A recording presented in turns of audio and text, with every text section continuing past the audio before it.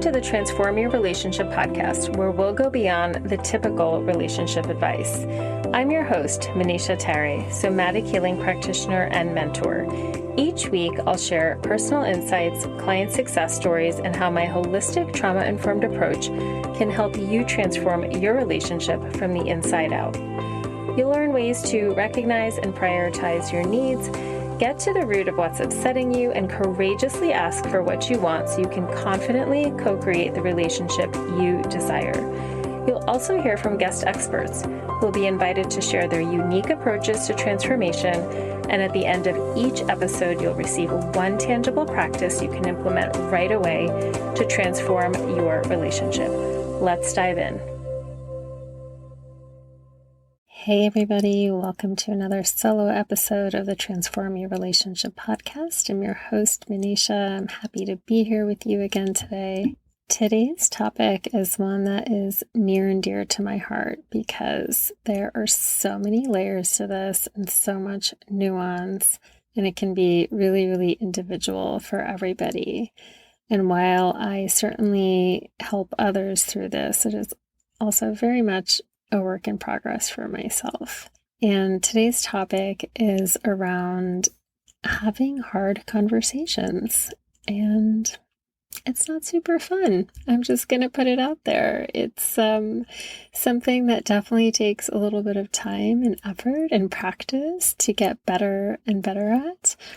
And also to have a little bit more ease around. And I have to say that it's never particularly comfortable, but I think that working with and really finding our own way of becoming comfortable with what is uncomfortable is really what can get you through this and to the other side. Most people are not born with this skill. In fact, it goes against the sense of harmony and belonging that actually helps us to feel safe in relationships and in the world. So it is definitely real work to get to a place where you can also feel safe in disagreeing or even having conflict with a significant person in your life. Personally, what I've experienced and definitely what I see for clients is that the number one key to shifting this was learning how to get comfortable, essentially with massive amounts of discomfort. And like I said at the beginning, I know that this does not sound like fun in any way, shape, or form, but I do hope that you will hear me out, especially if this topic is resonating for you. Before we get further into it, I'd love for you to join me on a little bit of an experiential journey. If you're not driving or otherwise occupied, take a moment to recall a difficult or hard conversation that you had with somebody significant in your life. It could be recent, it could be way in the past. Whatever comes to your mind is perfect. So as you bring this memory back to your awareness, you might recall who you were with and where you were. Maybe how you felt leading up to it, if you're the one who brought it up, or if you were more on the receiving end. What did you notice in terms of how you felt during? Maybe what thoughts went through your mind, what was going on in your body, and then how did you feel after? Take a moment to sit with this, and if you are a person who likes to journal, and if you're in a position to do so, you might even take a few moments to do that. So whatever feels good. And kind of hold that in the back of your mind as we move through the rest of this conversation, because there may be other things that will pop up or that you'll have insights around if you have something in your mind that you're working with. And if nothing really comes to mind, that's just something to think about as well. I mean, it's pretty rare that we can go throughout our lives completely avoiding conflict or difficult conversations, but if you're somebody who really errs on the side of not going there, then that's something to be curious about as well. So let me give you some examples of, what this might look like in the context of a relationship. It could be pretty benign or on the less consequential side, like maybe you're always the one who picks up the kids after school from activities, or you're in charge of making all the family travel plans, even though you're tired and have a lot going on as well. But you do it because you don't want to ask your partner or some other family member to help or share the load, right? That might bring up a little bit of discomfort, asking for help. And in your mind, it might just feel like it's easier to take on your own, right? It could kind of go up the range to say something at work where you're not really talking to somebody about their work on a particular project. Maybe it's not going well. Maybe there's some conflict there, and maybe you're in charge of the project and you end up losing out on a promotion, or you have some other consequence because what you were overseeing didn't go super well. And perhaps talking to the person who is contributing or not contributing and having that conversation could have shifted that for you. And then if we take it back into the relationship realm, so many people end up staying in relationships like far beyond when they know that it's just not healthy for them anymore. And it's because it was so difficult, or it's been so difficult to bring up one or probably a series of really hard conversations to share how you're feeling, to hear how the other person might be feeling. There can be a lot of fear that can come up around doing this. So sometimes the consequences, sit more on the side of, okay, this is inconvenient. Yes, I'm doing a little bit more of the work, but it really doesn't move you towards having the conversation because it's something that you can tolerate and it doesn't impact your life in a super significant way. But other times when you might not be having these types of conversations, it can really lead your life down a totally different path. So if this is the case, especially if we're in that second camp where some of our avoidance and having these conversations is really leading our life down a different path, one that we're not very happy that it's going in, why do we do this? So there's so many reasons why this might happen. Lots of them are, of course, personal to somebody's history and life experiences, how they grew up, what their belief systems were, what they were taught, all of these things. However, the common denominator is usually that there's some sort of fear that's underlying this, avoidance and bringing up something that can feel like a conflict or just feels uncomfortable or difficult. So you might be afraid of hurting somebody's feelings. You might not want someone to be upset with you. The idea of not being liked is really challenging to your sense of self, or you might feel like you might be rejected. So all of these are really valid, right? Belonging is a survival need. So when we look at it from that perspective, of course, if we do or say something where we feel like a relationship will be disrupted, it might change, it might even go away, that can bring up real fears, right? And those fears can feel very visceral, like a knot in our stomach, closing of our throat, just like everything shutting down because it feels so scary to possibly lose a relationship that's important to you. If that's the case for you, just recognize that there's a reason why you might not be bringing up the hard stuff. It's not because you just don't want to, or because you're lazy, or, whatever it is. Sometimes we get into our heads and we speak negatively to ourselves, but just remember, when you are avoiding something, there's usually something underneath it that feels very scary to your safety or to your sense of survival. And so we want to treat it with care. I recall I was working with a client a couple of years ago, and she had a super high-paced job. It was pretty intense. She had a lot of demands on her. She excelled in it, but she was also feeling pretty burnt out at the same time. And she had no idea how much of her energy was really tangled up in, making sure she was available and responsive, and really had a hard time saying no to any work demands. At the same time, at this particular time, her partner was trying to make some holiday travel plans for both of them, and he asked about her potentially leaving a little bit earlier than they had planned. So she was stuck in this place, or she felt like she was stuck in this place where she really wanted to give him the answer that she thought he wanted of, yes, of course I can leave early. But she also felt very conflicted because she needed to check with work. And that also felt really difficult because she felt like maybe she would be disappointing them if she wasn't always available. And so she procrastinated and delayed in trying to figure out the work situation. And in the meantime, her partner was just looking for an answer, like a yes, no, or when can we go? And in fact, whatever answer he gave would have been okay. But because she also didn't want to disappoint him, she was not saying anything to him, but also not addressing what she needed to address at work. And so you could see how this could become pretty problematic over time. Without getting too far into it, one of the things that we recognized and she worked through in terms of the fear in her body was that this fear of disappointing people is really coming from some unresolved issues that she had had early on in her life experience. And so as we worked through some of those, it became so much easier for her to have the conversations at work that she needed to, because she wasn't carrying that past load into her current life anymore.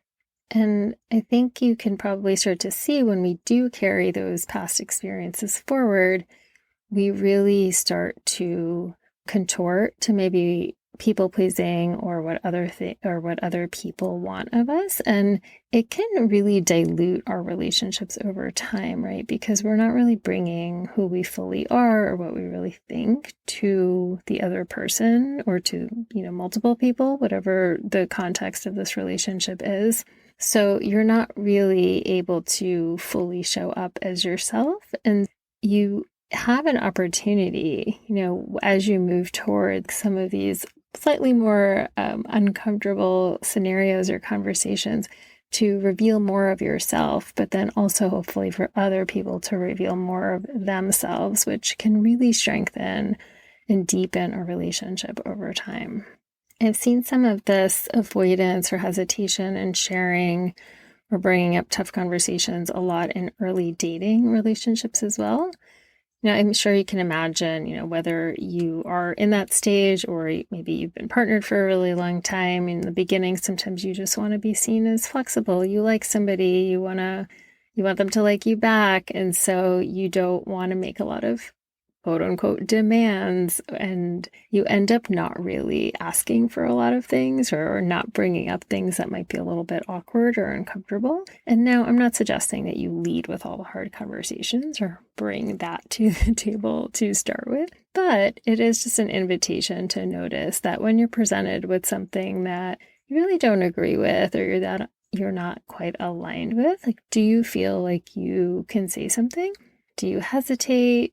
Or do you say how you're really feeling, even if that means that the relationship doesn't move forward in the way that perhaps you're hoping? And this will look different for different people, which is why it's helpful to just understand our own history and what beliefs we picked up or what needs that maybe went unmet, because everybody's human here and that is normal. It happens. We all have unmet needs to some degree.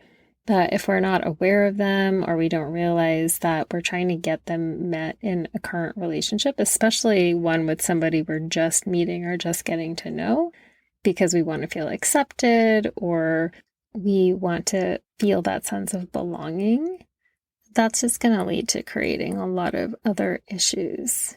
So there's a lot of dynamics that we're working with here. There's a lot of edges or uncomfortable edges that we're working with here. And as I mentioned at the beginning, the key really for me personally and what I see with clients is working these edges is really so much about getting comfortable with being uncomfortable and also becoming okay with that outcome that you fear.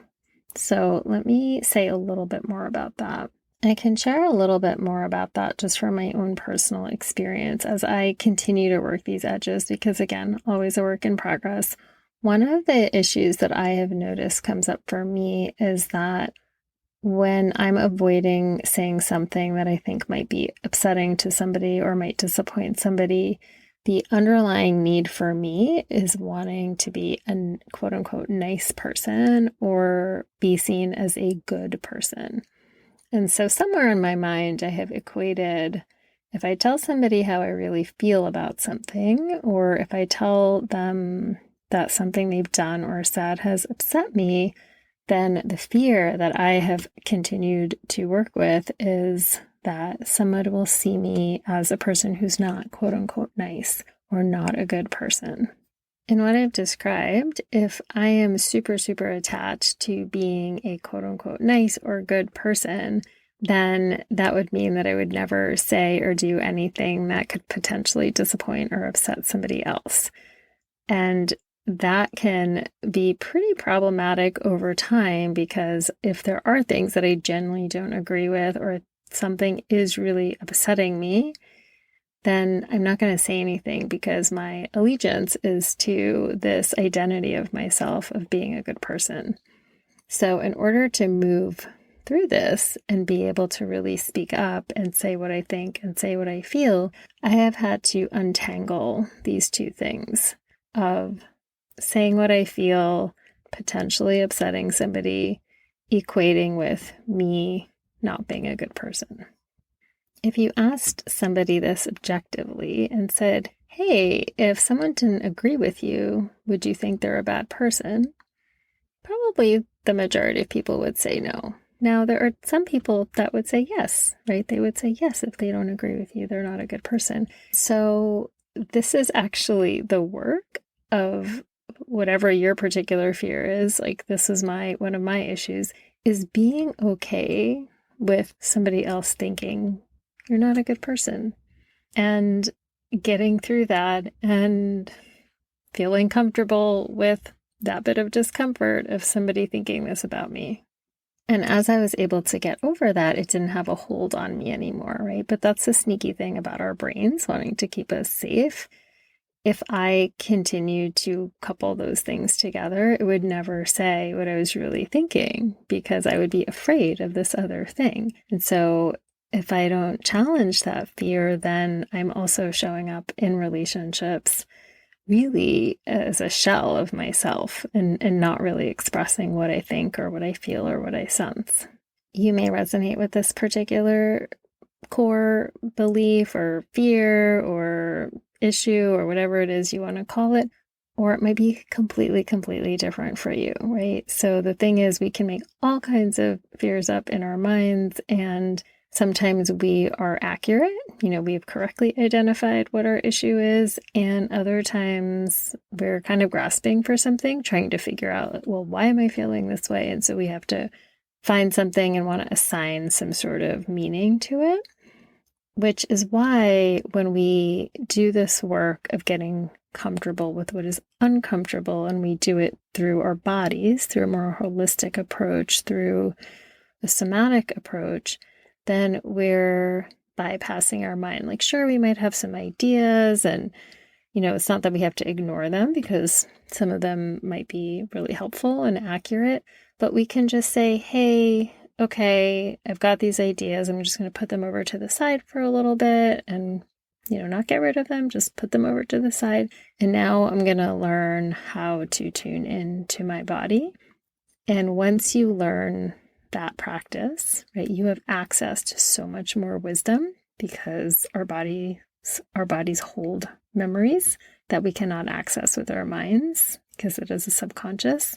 And so when we learn to get quiet and a little more still and drop in and tune in, we just have access to so much more information.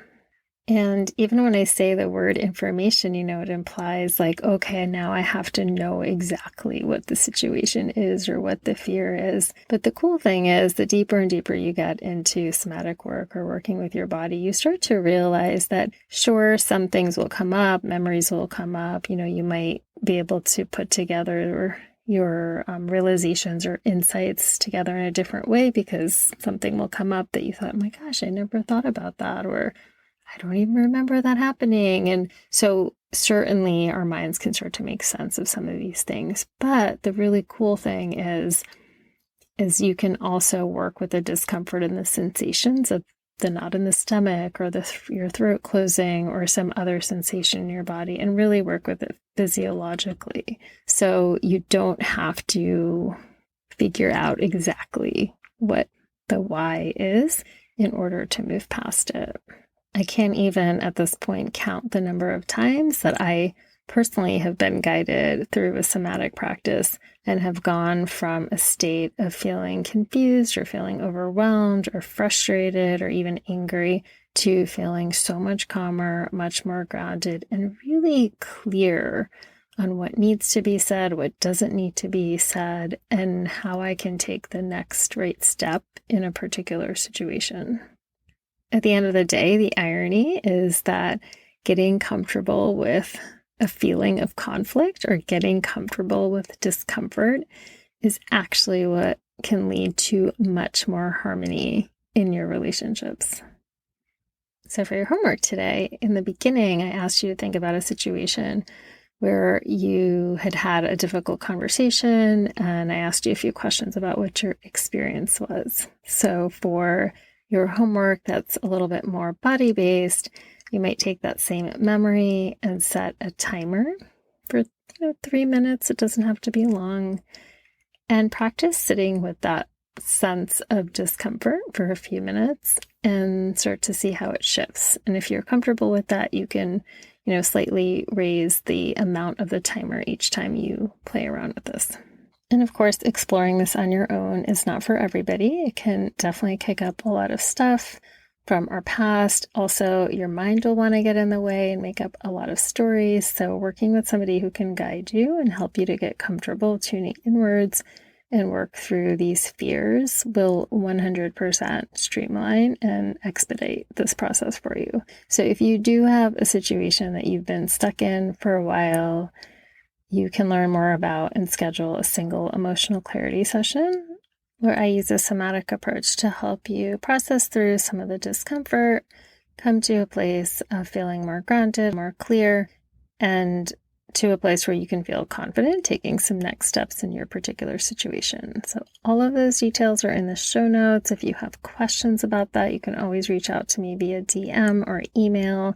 And if you have any thoughts or reflections on today's episode, you're always welcome to message me. I hope this was helpful, and I look forward to being with you the next time.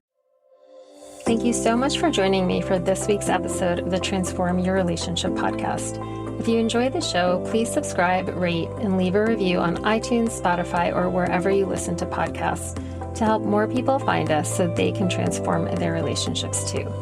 As a thank you, every month, we'll pick one winner to receive a free 45-minute one-on-one somatic coaching session with me to explore and gain clarity around a relationship challenge. And if you know somebody who could benefit from listening to the show, then please do share and help me reach more highly sensitive women who want to experience richer, more connected relationships.